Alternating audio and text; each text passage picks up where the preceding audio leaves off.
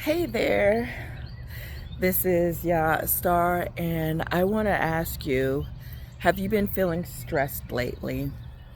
But you're still pushing through, and then realize that perhaps maybe you can't push through anymore. I want to share with you just a recent experience.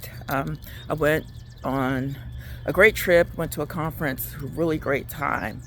It was in Las Vegas, it was really wonderful. Then I came back home, met up with a friend, and we talked and everything like that.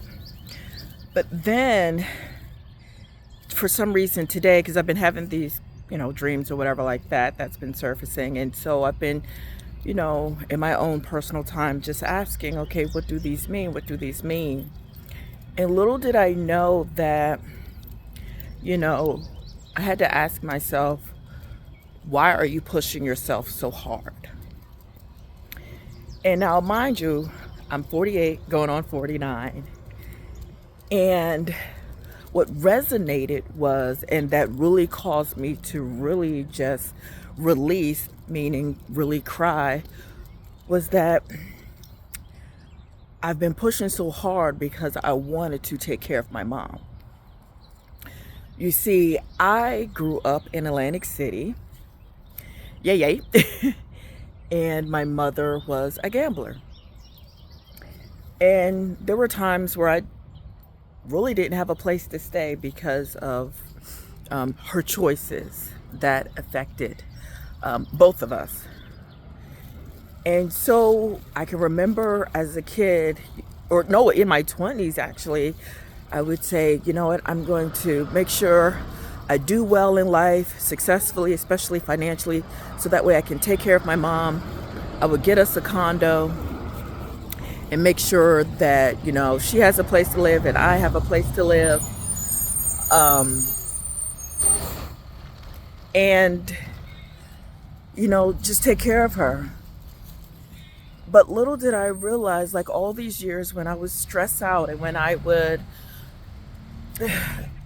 just cry and break down and be so hard on myself, it wasn't that I was hard on myself and my own personal actions. It was because I was hard on myself because I didn't make that happen, or wasn't able to create that before she passed away.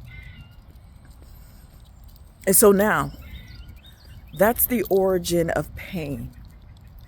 And that's something that I work with my clients on is, what is the origin of pain? When did this first happen? When did you first feel like this? When did you first experience this?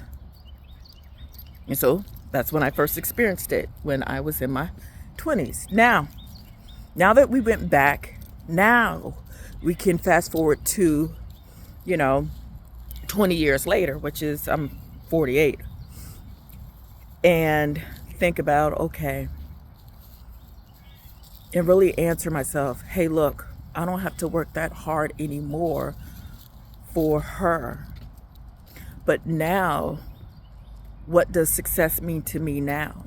You see, back then, success meant for me was being able to take care of my mom and move her out of Atlantic City and put her up in a nice home and make sure she's well taken care of. Well, she's no longer around, so I no longer need to carry that burden. So now, what does success mean to me? And I want you to think about that too. What have you been carrying around that you was told what success looked like? Has it been from society? Has it been from culturally?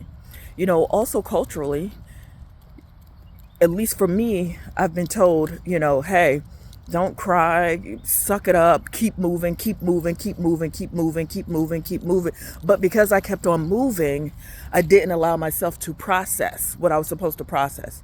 20 years later, I'm processing something that I should have processed when I was 28, 27, 25, whatever. So that's why sometimes you also have to listen to your body when it says, no more, I can't. And that's what I did this morning was I woke up and I listened to my higher power, which is God. And God said, nah, rest today. Don't work out. And I'm like, wait, what? Nah, rest. And the reason why, I was supposed to rest is because I was supposed to process. So I want you to think about, okay, what are you stressing over now? Is it money? Is it your finances? Is it your career? Is it your relationships? And then think about, okay, when did I first experience this? Really, when did I first experience this? And I tell you what, when I got on the scale before I got in the shower, I weighed 157.2. But when I got in the shower and was able to process it, and had a really good cry, came out that shower, weighed myself again because I wanted to see when is it really true when you hold on to energy, you're holding on to weight? Got out 150